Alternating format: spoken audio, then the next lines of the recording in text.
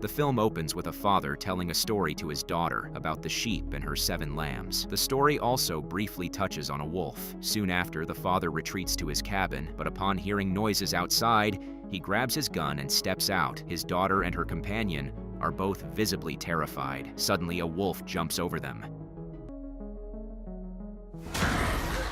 Bhaskar meets with his boss, Bhaga, who gives him a new contract to lead a road construction project in a remote village in Arunachal Pradesh, which excites him. Bhaskar and his cousin, Janardhan, begin their journey together. With no set travel plans, they decide to head to Arunachal Pradesh. At the airport, they meet Bhaskar's old friend, Jomin, who joins them on the project. Since there is no plane available, they travel by road. Upon arriving in the village, they settle into a guest house but are disturbed by bats. The following morning, they meet a local named Panda, and he warmly welcomes them, and they get into meetings with other local staff and have some conversations about the road project. However, communication proves challenging as Panda tells them that the local owner will not give their land easily, leading to a bit of tension. Panda seemed opposed to their plans. Panda suggests that the road should be built along the edge of the forest to ensure that both the wildlife and the local residents remain undisturbed. This way, no harm would come to the environment or the community. After considering this, the group agrees to begin construction sooner than planned, hoping to avoid any complications down the line. After the meeting, they set off in their own car at night, but a minor accident left them stranded in the forest. Bhaskar, always the joker, was casually laughing with his friends when he spotted a wolf in the bushes. Thinking it was a prank at first,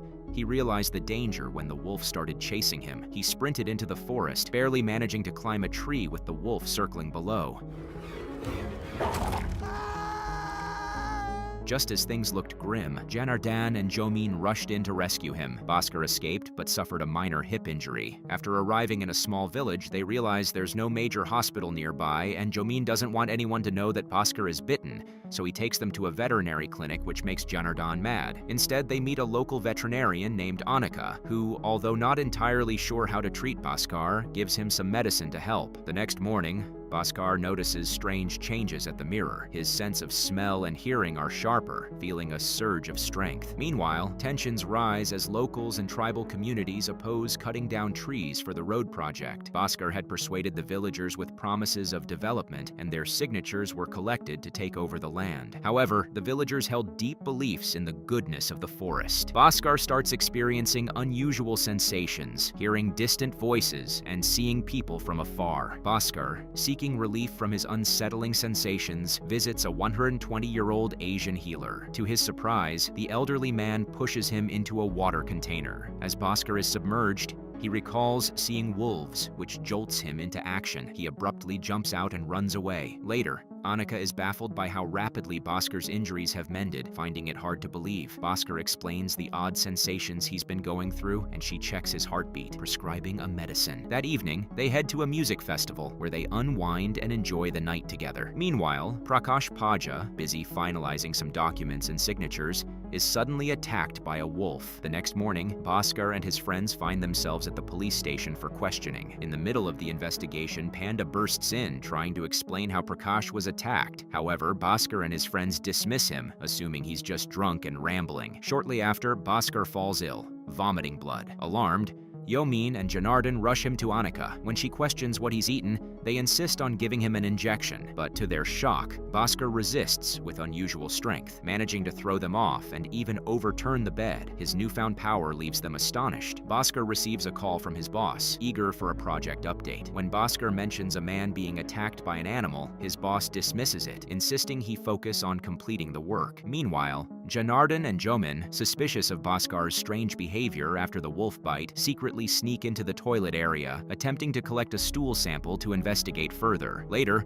Bhaskar visits Prakash in the hospital and starts hallucinating, imagining that Prakash is speaking to him. His vision is interrupted when the police and a doctor arrive, ordering him to leave. As the doctor discusses Prakash's mysterious wounds with the police, Bhaskar listens from a nearby door. That evening, he witnesses Panda and an elderly Asian man performing a strange spiritual ritual with others. The next day, tensions escalate between Bhaskar and Janardhan during a heated argument. Alarmed by Bhaskar's erratic behavior, Janardhan accuses him of having rabies, trees. Bhaskar denies it, but when Janardhan tries to call his father, Bhaskar, in a fit of rage, pins him against a tree and leaves Janardhan stunned. By now, Bhaskar has fully transformed into a wolf.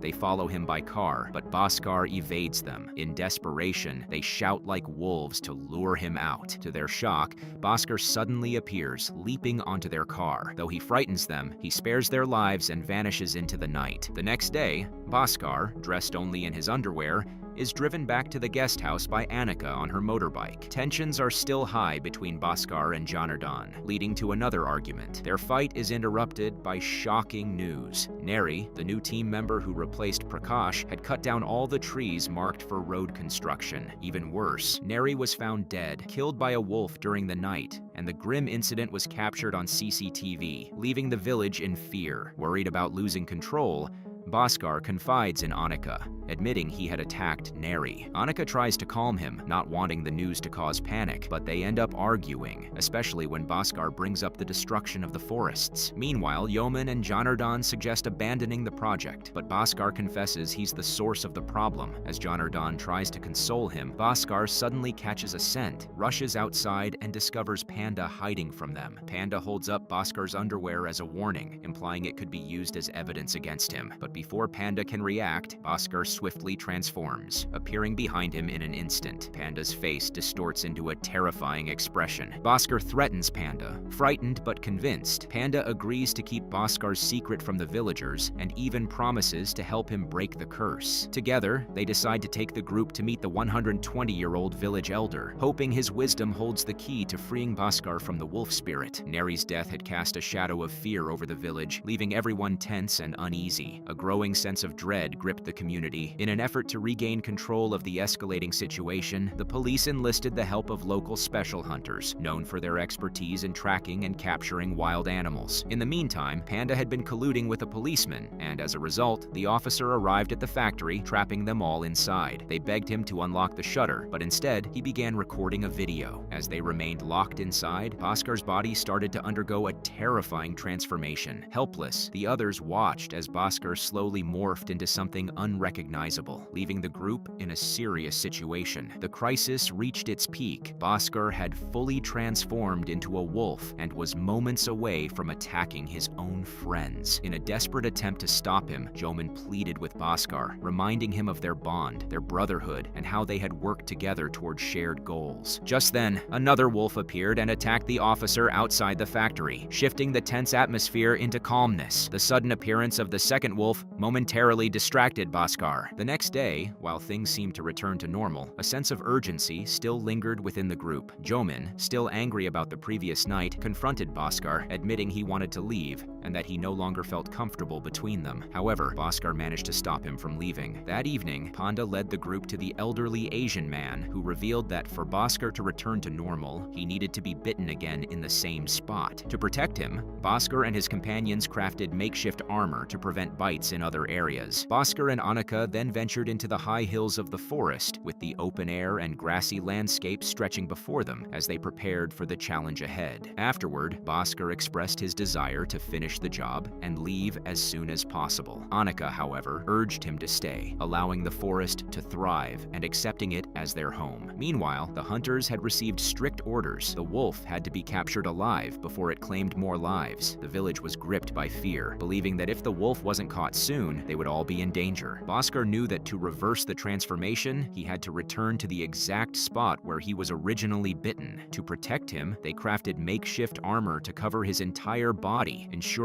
only his vulnerable areas were shielded. Meanwhile, the village's skilled hunters ventured deep into the forest, tracking the wolves, completely unaware of Bhaskar's desperate plan to end the curse and reclaim his humanity. The tension grew as both Bhaskar and the hunters moved closer to their fateful encounters. As the wolf neared Bhaskar, soldiers scared it off, leaving him confused. Yeoman reminded Bhaskar that unless he were bitten again by the same wolf, he'd remain a wolf forever. With no time to waste, Bhaskar rushed to a small hut where the wolf awaited. To his shock, Annika was there, revealing she had been alive for 100 years, kept alive by the same wolf's curse. Annika revealed that her true goal had always been to protect the forest. The wolf's power had enabled her to do so, ensuring the forest's survival. For 100 years, she hadn't aged, her life bound to the same curse now afflicting Bhaskar. She wanted the forest to remain untouched and eternal, regardless of the sacrifices made. Bhaskar realized the importance of preserving the jungle for the country, but just as he did, local soldiers arrived and opened fire. Annika, sensing the danger,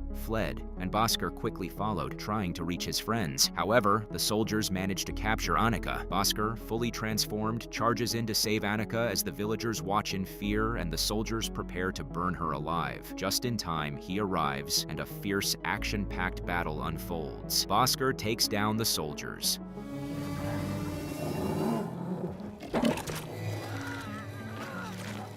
Fighting effectively to protect her. Ultimately, Bhaskar overpowers the soldiers, rescuing Annika from certain death. Amid their victory, Annika, gravely injured, stumbles and tragically falls off a cliff, leaving Bhaskar heartbroken. After the chaos, Bhaskar announces his plan to build new roads along the forest's borders, preserving the trees and natural environment. The villagers support his vision, and the jungle remains untouched.